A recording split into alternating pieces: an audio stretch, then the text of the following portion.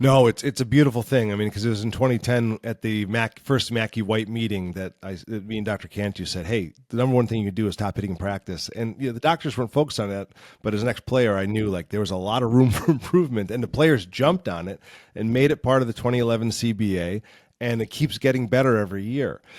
You're tuned in to the Ross Tucker Football Podcast, guiding your gridiron journey, none other than your host, former NFL lineman Ross Tucker.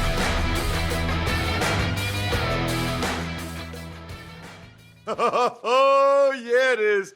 But it's not just any Ross Tucker Football Podcast. It is a Monster Monday on a Memorial Day. Yes, we do a new show on Memorial Day. We'll have my buddy Chris Nowinski. He's presented by Smirnoff, the world's #1 vodka.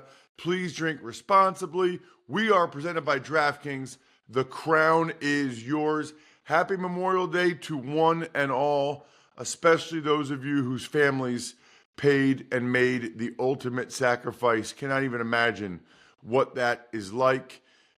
Very important interview today. Not a lot of news, only one news item to get to later in the show, but a very, very important interview. So important that I'll actually quote post it and link my fundraising page at Ross Tucker NFL on social media for anybody that wants to get involved. It's Big Show time. The Big Show. All right, I look forward to this interview every year. I think it's pretty much an annual thing at this point where I bring on my guy, Chris Nowinski, what's the title? President of the Concussion Legacy Foundation. What's your fancy title, Co-founder and Dr. CEO is technically it. I love it. CEO of the Concussion Legacy Foundation. And as a lot of you know, former adversary, former opponent of mine. When Chris, who's graduated a year ahead of me at Harvard, I was playing guard at Princeton. He was playing D tackle at Harvard. So we actually went against each other quite a bit. Chris was a terrific player. You can go back and listen to some of the old shows that we've done over the years for more of the backstory. What he is now is basically, I don't know, the world's foremost expert. At least he is to me when it comes to CTE. You can check him out on social media at Chris Nowinski 1 on Twitter. What are you on Instagram, Chris? At Christopher Nowinski everywhere else. At Christopher Nowinski everywhere else, and then at Concussion LF on Twitter as well. Just done an unbelievable job for so many of my former teammates, guys I know, everybody. And this is perfect timing to do this interview because right now, and you can tell by Chris's t-shirt, right now we are in the race to end CTE, Chris. When does it end? I know I've already gotten a bunch of donations.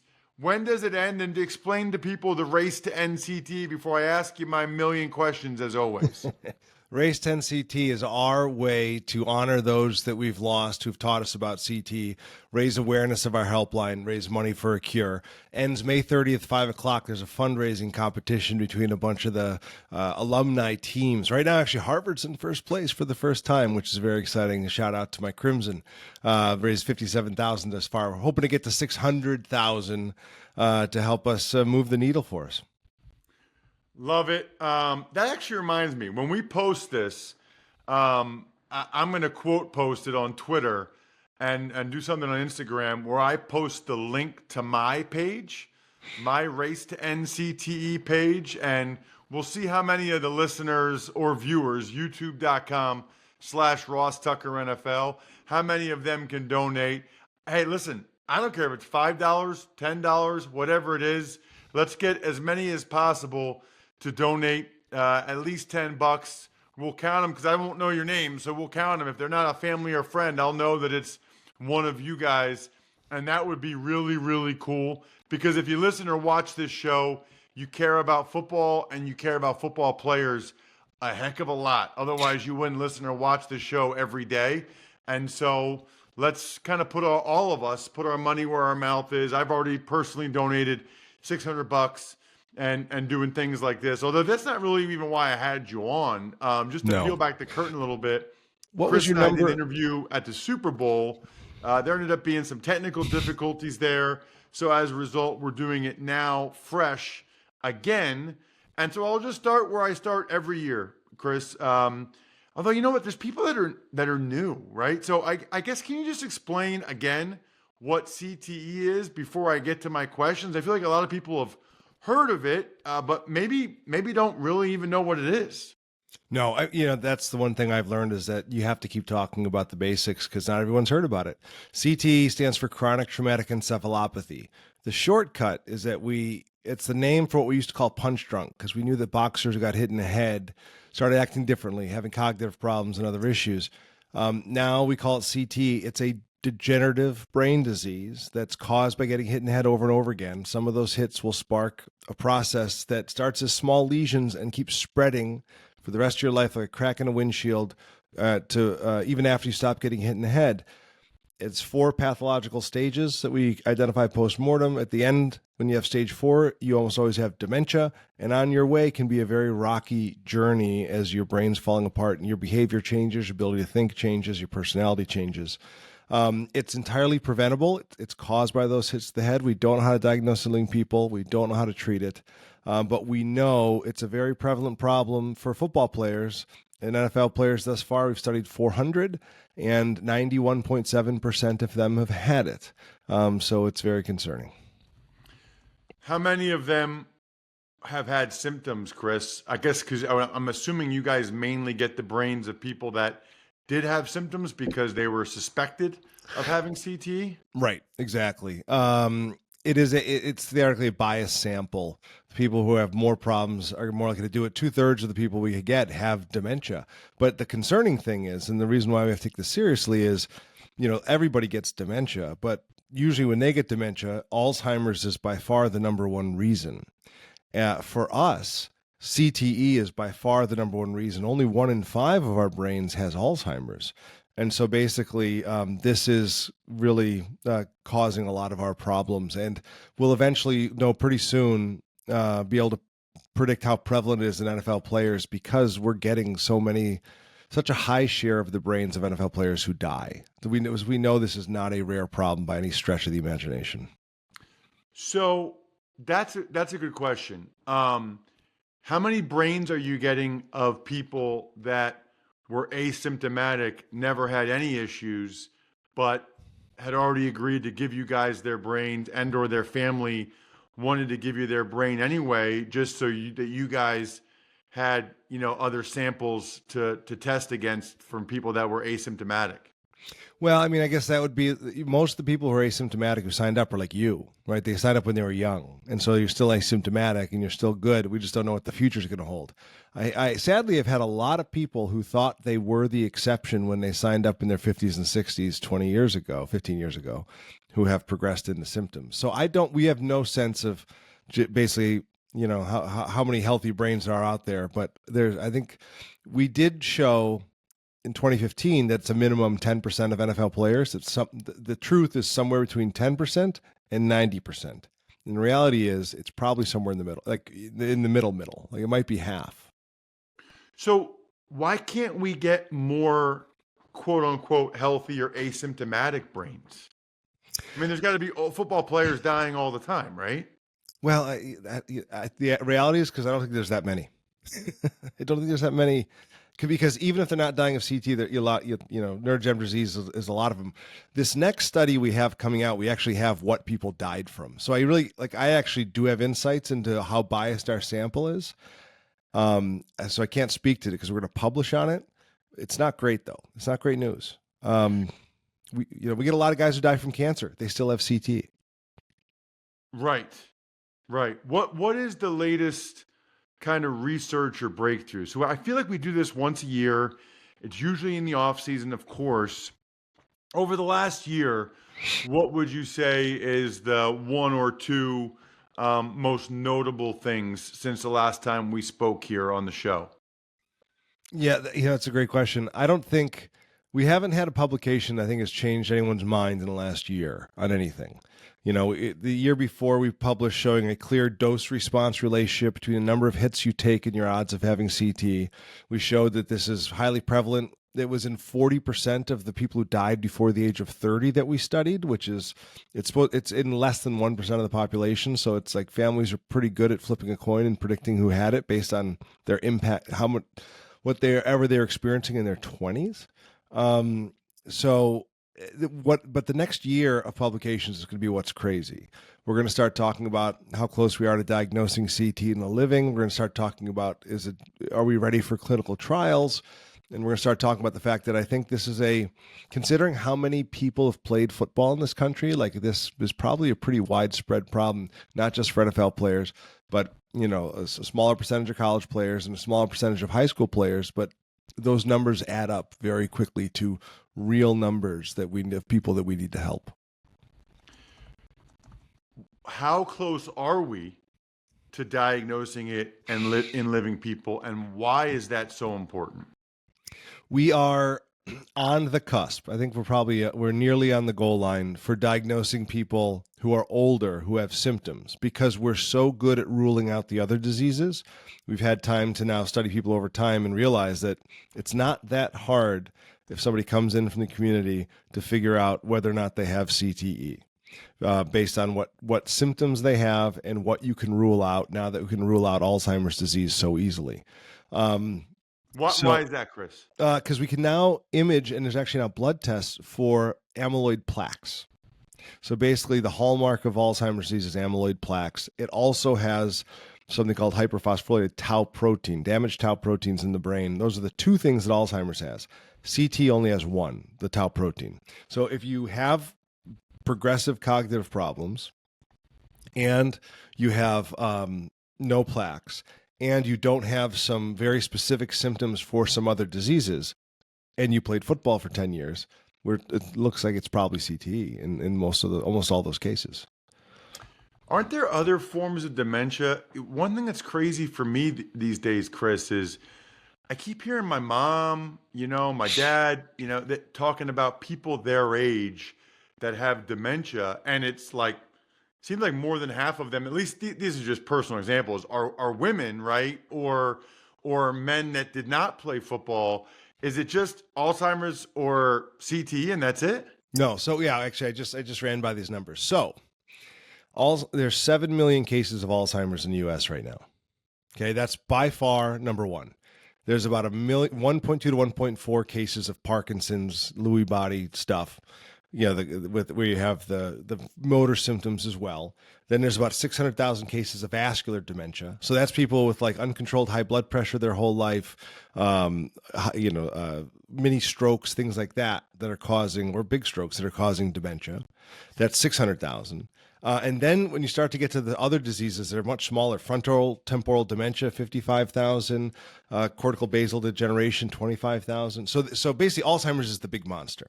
And that's why, and women live longer. And so therefore, it's very much a disease of aging. And so that's why you're hearing about it so much. With CT, we don't know if it's 10,000 people or 1 million people, but it might be that higher number. How much progress, if any, is being made in slowing down the progress of the disease for people that are suspected to maybe have it? We have no data on that because we have nothing to measure. Basically, until we have a way to diagnose living people and track people over time, and then that's step one. Step two is a biomarker, a scan or a blood test to measure. We don't know any of that information. I don't know how fast it progresses in people. So we did just launch 2 studies. Did you sign up for Bank CTE? I don't know. Is that the Hasselbeck one? No, that's the blood test one. Okay. Have you gone to a local Quest lab and drawn blood and had it shipped to me? I don't think so. To be you. So I got to get you to sign up for that one. So Bank CTE is we're recruiting 1,000 people to give blood and give their brain and do cognitive tests online. And so basically we're going to be able to show that we're going to be able to diagnose CT through the blood, because we can do that in Alzheimer's disease. When your brain's falling apart, your blood-brain barrier is breaking down, and bits of your brain are getting in your bloodstream, and we can pick that up. We just don't know what the unique signature is for CT. We do know what it is for Alzheimer's, and so that we use that now, and it's cheaper. So bankct.org, I got to get you signed up. Let's get you over to your local Quest, and they just draw some blood. It's pretty simple. And then we just started one with Matt Hasselbeck as our ambassador called Diagnose CT2. If you're age 50 plus, you played pro or college football, you're eligible for this. You're going to be compared to Alzheimer's people and controls. And we're going to try to, again, figure out those biomarkers using PET scans, using blood tests to try to understand how to both diagnose it and differentiate it from Alzheimer's because they look so similar clinically. I'll also note the one study that actually might be worth mentioning that's relatively new is Parkinson's. So we've heard about punch-drunk boxers, Muhammad Ali, they get Parkinson's. We have now studied the brains of enough guys with CTE to realize that 1 out of 4 of our CT folks actually gets Parkinsonism. They look like Parkinson's. But 3 out of 4 of those people who look like they have Parkinson's don't have Parkinson's. They just have really bad CTE in the parts of the brain that control their motor functions. And so what that means is that like a Muhammad Ali, more likely than not, didn't have classic, random Parkinson's. It's more likely not that it was punch drunk. We'll never know. His brain wasn't studied, but 75% of the time you see somebody who has CTE, who has Parkinson's, it's not Lewy body Parkinson's. You can't find that protein in their brain. It's just CT. And that's informative for all these, sort of informative for why we've been missing it, is because these people have just been called Parkinson's. All right, so I think I ask you this one every year, Chris, but I know there are people that listen or watch the show that played high school football, played college football. Certainly there's some that played in the NFL. I'm obviously in that category. If there's a chance that we could potentially get CT, right, other than the fundraising, which everybody acknowledges, what are other things, like practical things, we could or should do now to give ourselves the best chance to, I mean, look, the hay's in the barn in terms of hits to the head, but to try to prolong it, prevent it, all those type of things. So our advice isn't great right now, but hopefully it'll get better soon. Basically, if you have CT, we don't know how we're going to slow down the disease itself, but you don't want to lose other brain cells, right? And so as I mentioned earlier, vascular dementia is sort of the other risk factor. So it basically means control what you can control. Like, I don't know if you noticed, I'm trying to lose weight like crazy right now because being heart healthier is going to help my brain. Exercise every day if you can. That's going to be good for your brain, good for your mental health, good for everything. Try to eat like a champ, like we're no longer at the training table. Like we got to eat healthy, and it'll be good for our brain function, good for how we feel, good for our long-term heart and brain risks. And then, the mental health side of it, make sure you get your sleep. Sleep is critical for clearing the bad things out of your brain. But that's always, it's good advice for everybody. It's especially good advice for us. But I also think we have to be very cognizant of the early symptoms. A lot of the friends that we've had that have been affected by this, they're sort of in denial versus attacking the symptoms early. And sometimes it could be too late if mental health things get out of control, especially like addiction issues, gambling getting you into problems, bad decisions getting you into problems. You start to have problems, ask for help. Go to the CLF helpline, clfhelpline.org. Free support to find you support groups, a doctor who understands what you're going through to quarterback your care, education about what you might be going through. It's not always CT, it's not always concussions, but if it's brain related, we want to help. And then, ask for help. Don't, a lot of things, one of the things that goes on is that when spouses stick around and support, guys do better. When spouses run away due to aggression or violence, guys don't do well. And so you got to pay attention to that stuff too. Keep your relationships close, treat your wife well, treat your kids well, do what you have to do to keep it together. So the heart is related to the brain? It is. Your vascular, it's your vascular system, right? So like if you eat like crap and you, like what puts you at risk for a heart attack? Bad diet, fat. You can imagine getting blockages in your heart, and that's why people keel over. You get those same blockages in your brain, right? So if you have too much cholesterol, too much whatever in your brain, you have these tiny small capillaries, and a lot of times what you find is that people have bad diets or uncontrolled high blood pressure, whatever it is, they get like these little tiny vascular death in those capillaries, and that kills the neurons around it. Your vascular health is critical. What do you think about the progress that we've made in football in general and the NFL in particular, I mean, it seems like the number one thing by far is to hit your head less. Like the least amount of times possible. And I can just tell you, Chris, I don't know, maybe you still think there's room to go, but man, they're way better than they were when I played. Way better in terms of contact at practice. It's not even close. No, it's a beautiful thing. I mean, because it was in 2010 at the first Mackey White meeting that me and Dr. Cantu said, hey, the number one thing you can do is stop hitting in practice. And the doctors weren't focused on that, but as an ex-player, I knew like there was a lot of room for improvement, and the players jumped on it and made it part of the 2011 CBA, and it keeps getting better every year. So the good news is, yes, hit less. And in fact, we rolled out in 2023 something called a CTE prevention protocol. So basically, every team has a concussion protocol. They should also have a CTE prevention protocol. That means hit less, and that means educate your players so they go along with it and learn how to play this game without the extra brain trauma that doesn't come in those games that you play. The problem is, as much as we can feel better about the NFL level, it doesn't even like you can have a dangerous game for adults who are in their 20s or getting paid millions. Like it's a nice victory, but until we make those changes throughout football, it's not really making a difference for long-term outcomes for these guys. If you have to come up through Pop Warner and high school football and college where there may not be any hitting restrictions and education and your coaches may not buy in, it doesn't matter what happens to you at the NFL level. You still might be screwed.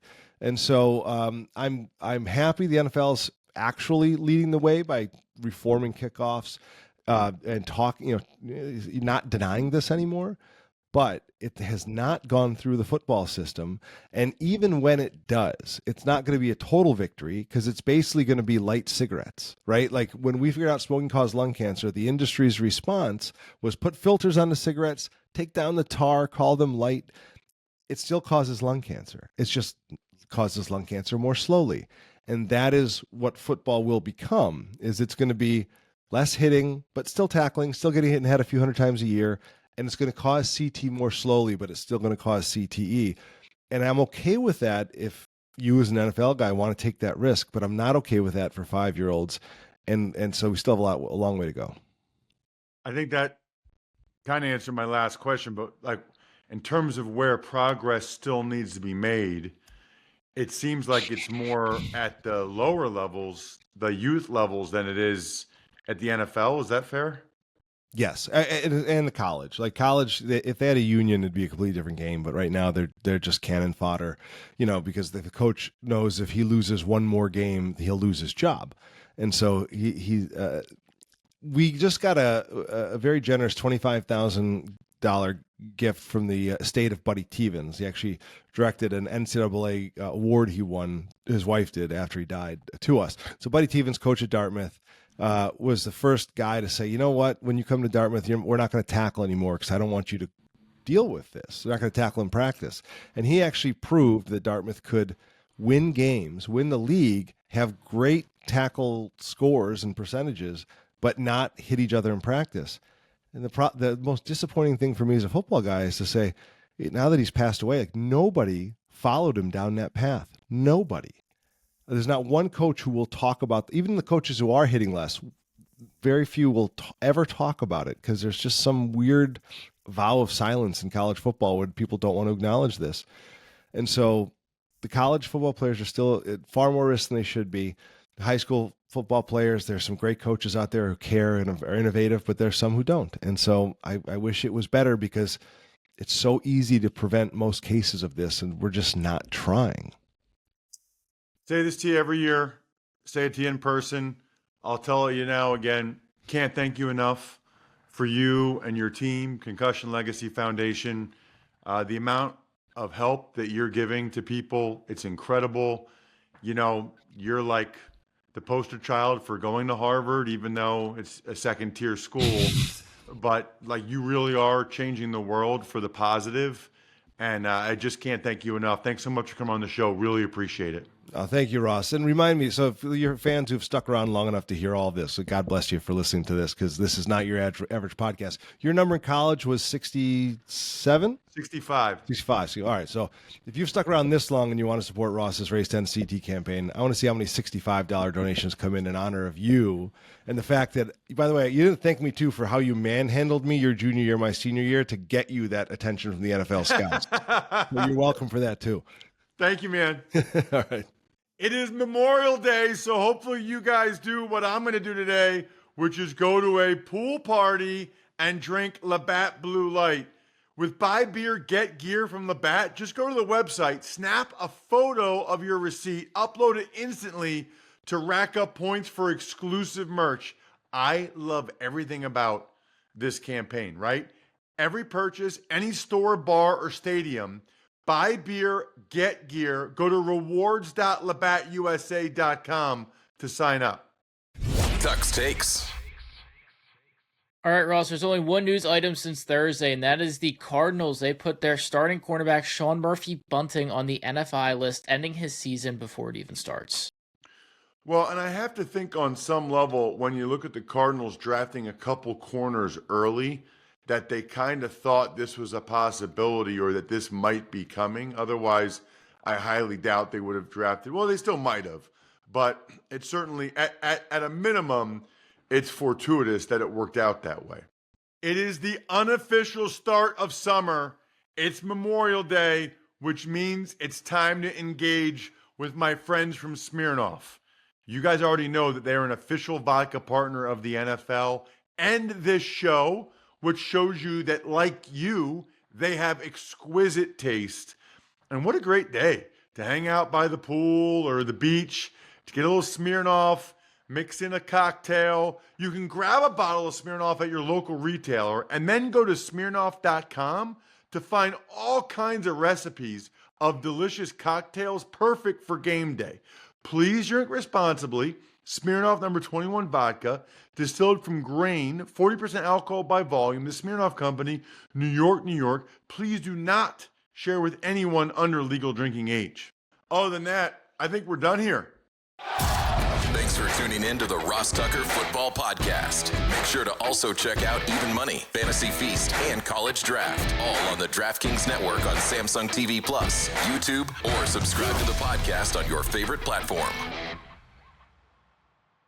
Shout out myfrontpagestory.com. I think we're less than 20 days away from Father's Day? Why don't you do it right for Dad this year? Myfrontpagestory.com. And if you're one of the dads out there, tell him, you know what?